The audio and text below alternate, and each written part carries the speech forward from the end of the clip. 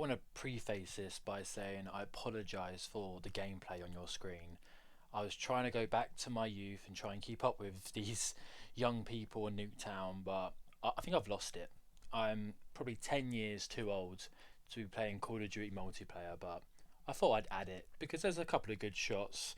Um, Trying to snipe people using their machine guns, trying to unlock all the attachments, I guess, and level up their guns. But yeah, I thought I'd have that in the background. So the title of today's Reddit title is "Do all men feel exhausted in a relationship?" So I do feel a little bit exhausted in my relationship, and I don't think that's like a bad thing. I think that's just life. Like you got to try and be in your A game all the time, and women are very emotional, so you got to kind of look out for them, be their rock, and it can be exhausting, especially when you might have been single for a long time and you all you had to do is look after yourself really and not think about other people. So I think in that regard it'd be quite exhausting. Because yeah, if you aren't on your A game all the time, you know, women can change their minds, and they say they're in it forever, never, amen. But that's not always the case. Anyways, let's see what this guy has to say about why he feels exhausted in his relationship, because it could be completely different to what I'm referring to. Looks like he's got lots of bullet points, so let's have a read through. He's 26 years old, his girlfriend's 26, and they've been together for 2 years now. Here are a few patterns of our relationship. So they're 2 years in, and maybe he's started to feel exhausted, or he's been exhausted for some time now. Hopefully, it hasn't been too long, because that might be a red flag. Point one: just because she is hurting, she believes she has the right to yell and be rude. Okay, so this post is going in a completely different direction than I thought the title would be. I don't think I've ever had my girlfriend yell at me or be rude to me. She certainly hasn't yelled at me before. So yeah, already this girl's bad news, and either you got to set boundaries and tell her never to do that again, or just dump her right now, because a girl who respects you shouldn't be yelling at you. It sounds like she might have some internal issues, some demons that she has to fight off. But at the same time, this guy should have been setting boundaries. As soon as this happened once, he should have set the boundary to say never speak to me like that again, or we're over. Obviously, he hasn't done that. Anyway, that's point one. So this is not a good start. If she's complaining about something negative about me, which I think is not really my negative point, the only way is to accept it. I can't defend myself. If I defend myself and I'm being defensive and disrespectful towards her, okay, already this looks like this is a toxic relationship, and this woman has no respect or love for you. So, talking negatively about you, there's nothing worse than as a guy, when a woman belittles you and maybe points out your flaws and says you're not good enough for me or you're not man enough. You should have a woman who builds you up and makes you feel like you're, 7 foot tall, even if you're like 5'8". So yeah, this isn't good. And again, you should set boundaries. Don't speak to me like that ever again, or we're over. I don't like when you speak negative about me. Imagine if I spoke negatively about you, etc., etc. When it comes to relationships, I always have the mindset of what will me saying this, like what benefit would there be? That's what I always think to myself before saying something. Like, if I'm about to say something to my girlfriend and it has no benefit to our relationship and it's most likely to have a negative impact, just don't say it, just keep it to yourself. However, if you really do want to say it after like 3 or 4 days of like thinking about it, then maybe bring it up. But yeah, just yeah. Why make your other half feel worse about themselves? There's supposed to be someone you really love and care about. Sorry, I can taste my lunch coming back up. I literally just scoffed down a fajita wrap and now doing this video. Okay, point three. Already I can say this guy needs to leave this girl and he needs to do some self-work on himself, but I think he's got about 10 points. Number three: if I stay quiet during an argument and let her finish whatever she has to say and then go to her when she is calm to put my point forward, she'll again get worked up and say that I'm being defensive.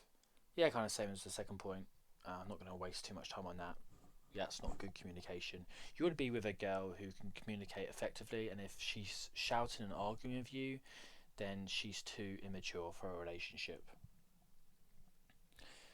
Now, she's not wrong every time, so when she is complaining about a valid point, I accept it. I would have a long discussion with her about where I went wrong, what impact it had on her, and what I do moving forward in every minute detail.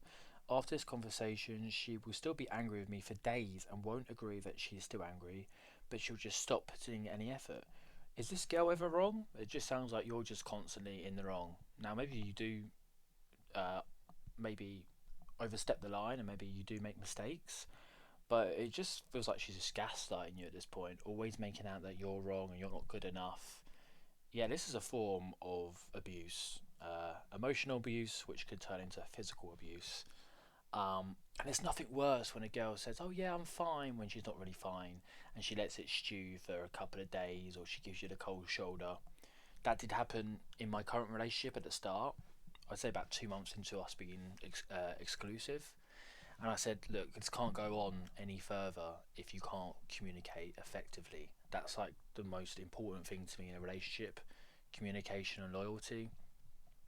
And what she'd do is like 2 or 3 days she might have like an issue and she just wouldn't open up about it, and she kind of I could feel it in the text and over the phone call or in person that something was a bit off. And we finally got to the end of it and she felt much more better about the situation. But now if there's an issue, we get it resolved. Like, I don't know if you've ever had like an argument before bedtime and you both go to sleep with unsettled issues. It's like the worst thing. You should never argue with a woman, end of. But there's going to be difficult discussions, and like I said, women are emotional. They're going to be emotional, and there's going to be difficult moments in your relationship, but it is about how you communicate effectively. These two aren't doing that from the sounds of it. Number five, it's okay to be dominating because men lack life skills required to live a life on their own. Oh, so he's saying it's okay for her to be dominating because men lack life skills required to live a life on their own.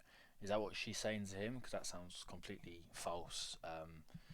Men are, you know, men can live by themselves. They've done it for, many centuries if they need to.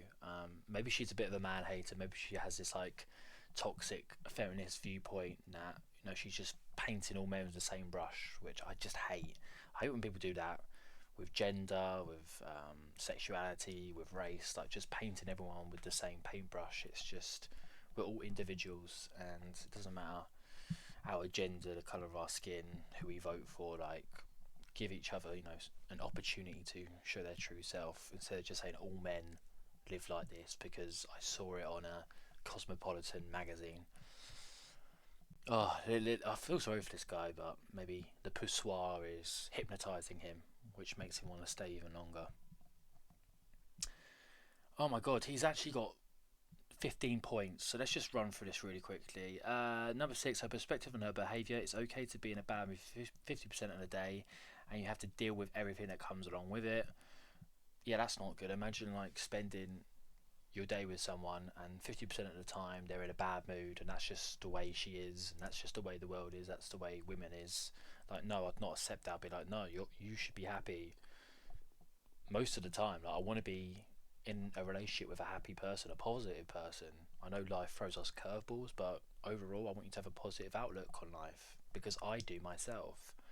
We only live on this planet once, and if you're going to be negative and miserable half of the time, then that's an issue with you, and you find another guy who's also miserable, so you can be living in your miserable life together. But for me, I want someone positive thinking. Don't have to be bubbly and happy all the time, but I at least want you to have a positive perspective on the world, and if you do have an issue, we'll get through it together.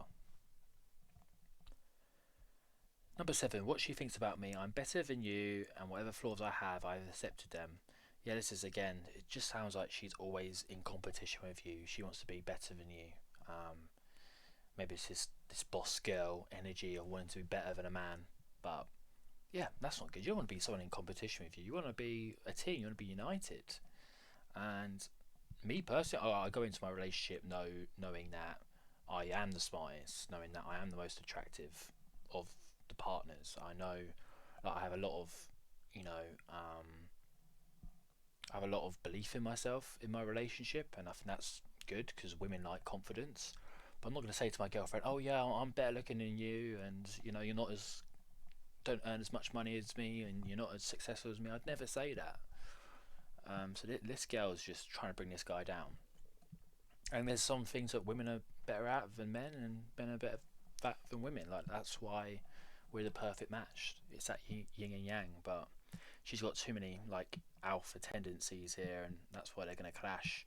And she's kind of taking this guy's balls away. To be honest, he's turning into the woman after this relationship. Maybe he has mummy issues.